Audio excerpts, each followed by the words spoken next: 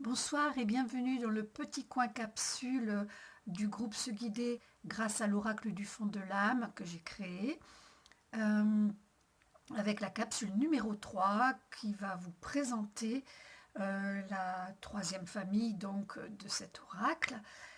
Et on va commencer d'abord par retourner la carte que j'ai tirée dans le jeu pour illustrer un petit peu, enfin pour voir un petit peu quelles sont les énergies du moment en ce 9-9-2019. C'est quand même une date peu ordinaire. Et c'est donc la carte de la transmutation qui est sortie. Ça nous fait donc une belle image de papillon sur fond de papillon, avec donc à prévoir de belles grandes transformations intérieures, surtout si vous avez déjà entamé ce chemin du mouvement intérieur et qui va donc rejaillir sur l'extérieur et surtout sur votre vie. Voilà, c'est ce que je vous souhaite du fond du cœur. Alors, je vais donc vous présenter la famille qui s'appelle la famille des amis ennemis, qui appartient à la dimension qui est liée aux émotions. La première dimension était liée à la terre, au physique. Cette deuxième dimension, elle, est reliée à l'élément eau. C'est pour ça qu'elle s'appelle dimension d'Océana. Et elle parle donc de notre sphère émotionnelle, de nos ressentis, de nos sentiments. Voilà, c'est tout un univers. Nous sommes pétris de ça. Alors, pour démarrer, la famille des amis ennemis, pourquoi ce nom? Parce que, eh bien, il y a des émotions, oui, des émotions, des sentiments, des phénomènes liés à tout ce monde-là qui peuvent être considérés par moments comme amis et d'autres moments comme ennemis. Voilà. Pourquoi ce nom-là? Alors, nous allons commencer avec la carte numéro 17, qui est la première carte de cette famille, qui s'appelle le cher ange. J'espère que vous la voyez bien. Le cher ange, ici avec son auréole, son corps, une partie de son corps et surtout son aile drapée. Ce cher ange, quand cette carte sort, elle évoque un être cher qui a disparu, qui nous a quittés et qui est donc de l'autre côté du voile et qui nous fait un petit signe en nous disant écoute, j'aimerais peut-être bien communiquer avec toi, ou peut-être j'ai besoin aussi que tu avances dans ton deuil sur ce chemin-là pour peut-être me libérer, me permettre de faire mon chemin. Et au second degré, cette carte, elle peut aussi évoquer bien sûr tout l'univers des anges et des archanges que vous connaissez certainement, auxquels vous êtes certainement connectés. Et voilà, c'est un clin d'œil de cet univers, de ces êtres de lumière qui se fait pour vous en tirant cette carte. Évidemment, elle prendra plus de sens quand elle sera associée aux autres cartes. On le verra ça plus tard quand j'aurai fini de vous présenter toutes les familles dans d'autres vidéos. La carte numéro 18 s'appelle la danse du dragon. Un espèce de serpent dragon qui ondule et qui fait penser donc à toutes ces vibrations qui sont liées au monde vibratoire et donc au chakra, avec le chakra racine qui est l'enracinement, c'est le cas de le dire, le chakra sacré, le chakra solaire, le chakra du cœur, le chakra de la gorge qui parle de la communication, le troisième œil et plus au-dessus, le chakra coronal avec tout autour, vous voyez ces énergies qui circulent. En tout cas, c'est ce que j'ai voulu illustrer pour cette carte qui évoque la circulation des énergies dans notre corps. Quand cette carte sort, en général, ça met le doigt sur voilà, si ça ne circule pas bien dans l'organisme, forcément c'est pas fluide, c'est pas ondulant et ça bloque tout simplement. Voilà ce que dit cette carte. La numéro 19 s'appelle les esprits alliés. Alors, les esprits alliés, il s'agit de quoi? Il s'agit de plein de petites choses très spirituelles, qui évoquent tout un univers magique, visible ou invisible, hein, comme les animaux totems, hein, les animaux tout court, hein, qui sont de grands alliés pour aller mieux. Le monde des minéraux, le monde, voilà, là il y a une pomme de pin, un lutin, un coquillage, un papillon, un ange, une chouette, les arbres bien sûr, la terre, l'eau, la mer, enfin, etc. etc. Tout est possible, hein, les licornes, les dragons, les fées, etc. Donc ces esprits alliés, avec cette carte, ils font appel à vous pour vous dire hey, je suis là, qu'attends-tu pour te connecter à moi, qu'attends-tu pour me découvrir, je suis à tes côtés, fais appel à moi, je suis là pour t'aider, je suis là pour te guider. Voilà. Et bien sûr, les esprits alliés, il ne tient qu'à vous de les identifier. Hein, c'est ce qui vous parle, ce qui vous appelle. Voilà. C'est aussi simple que ça. La carte numéro 20, l'enfant du dedans. L'enfant du dedans,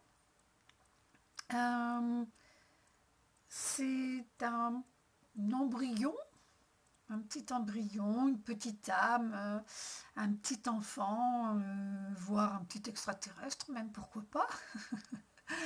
Recroquevillé, enfin en position pas tout à fait fétale, mais on pourrait dire en position un peu de réflexion ou de repos à l'intérieur d'une sorte de coquillage fossile avec aussi l'énergie qui circule autour, hein,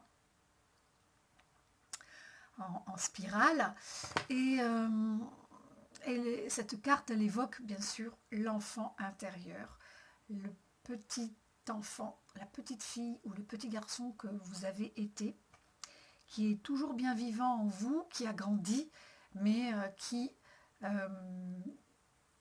qui n'a peut-être pas été tout à fait guidé ou épaulé comme il aurait fallu sur son chemin par ses parents, par son entourage, par le monde scolaire.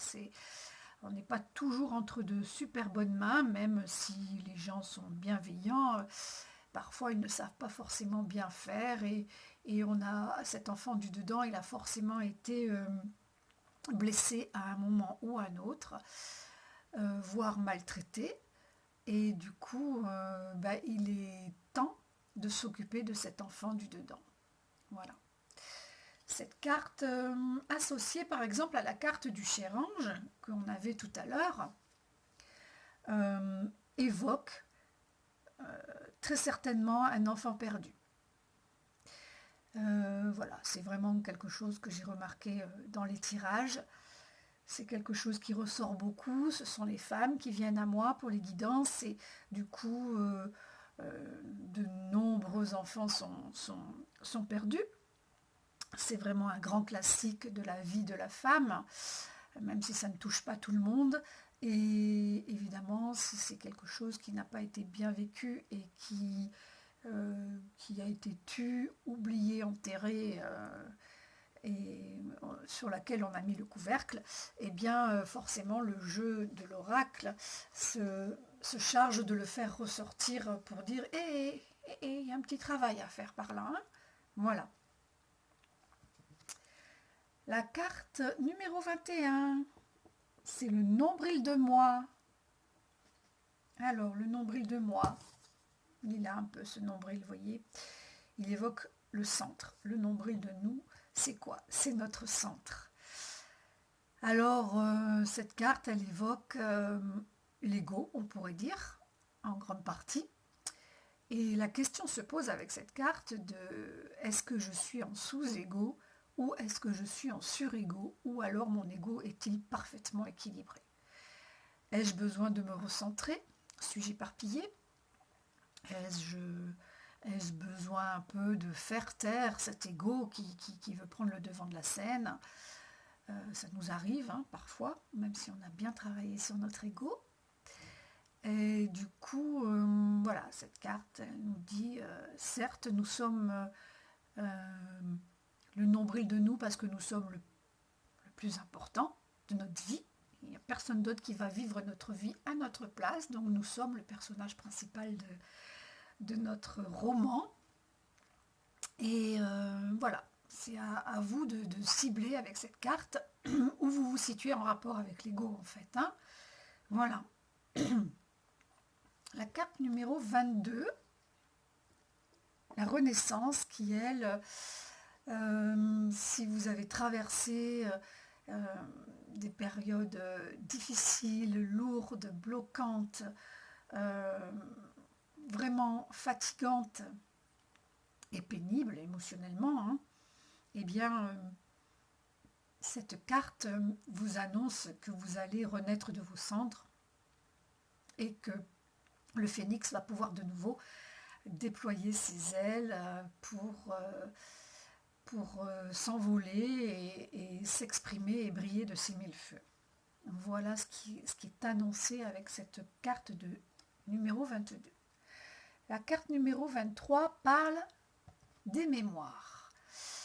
Alors les mémoires, qui d'ailleurs dans la nouvelle édition s'appellent les mémoires d'antan. Les mémoires, elles sont... La mémoire, c'est quand même un grand allié, c'est notre meilleur ami même hein, dans la vie, dans notre vie psychique. Quand vous perdez la mémoire, vous perdez une grande part de votre identité. Hein, et je suis bien placée pour l'analyser avec ma maman. Donc, les mémoires, ça évoque les mémoires de cette vie-ci, les mémoires de nos ancêtres que nous portons, très certainement, avec la mémoire cellulaire, et au troisième niveau, les mémoires de nos vies antérieures qu'on appelle les vies karmiques. Voilà. Alors cette mémoire qui est notre meilleur ami peut devenir aussi un ennemi entre guillemets assez redoutable si nous portons des choses qui ne nous appartiennent pas ou qui en tout cas appartiennent à notre âme mais qui sont vraiment reliées à des vies très lointaines et qui sont une sorte de charge, enfin en tout cas de frein pour avancer dans notre chemin. Eh bien, ces mémoires sont vraiment à nettoyer, à balayer, à purifier, en tout cas à ajuster à ce que nous voulons vivre aujourd'hui, maintenant, dans cette vie, pour ne plus être bloqués dans des schémas contraignants, des schémas répétitifs qui nous font un peu tourner en rond, peut-être comme cet escargot sur cette souche. Et voilà, donc cette carte, elle soulève donc vraiment un travail à faire sur les mémoires, qui est essentiel quand on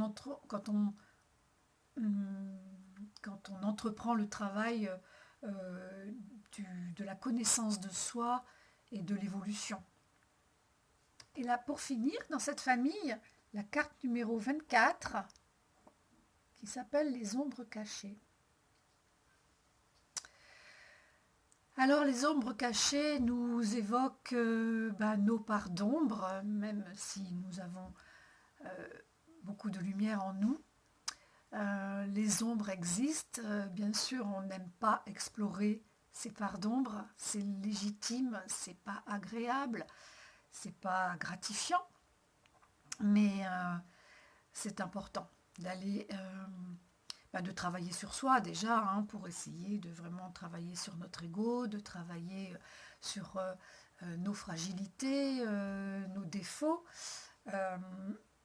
et également nos peurs, nos doutes, et aussi ce qui concerne ce que je viens d'évoquer juste avant, les mémoires, parce que Voilà, ces mémoires ancestrales et ces mémoires karmiques, elles sont bien souvent complètement enfouies, inconnues à notre conscience.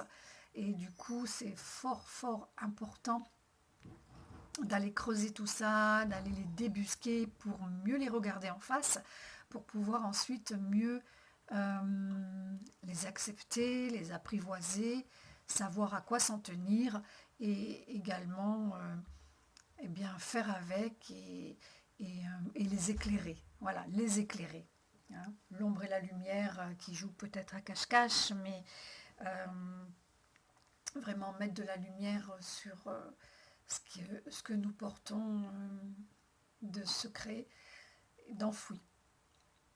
Voilà, chère fée, cher lutin, cette capsule a 5 minutes de moins que les autres. C'est sympa, ça sera moins long pour vous. J'espère que vous y trouvez votre compte et que vous arrivez à du coup peut-être mieux appréhender votre jeu si vous vous en êtes servi entre-temps depuis que j'ai commencé ces capsules. Je vous embrasse, je vous dis à bientôt pour la prochaine capsule concernant la famille des dons. À très bientôt.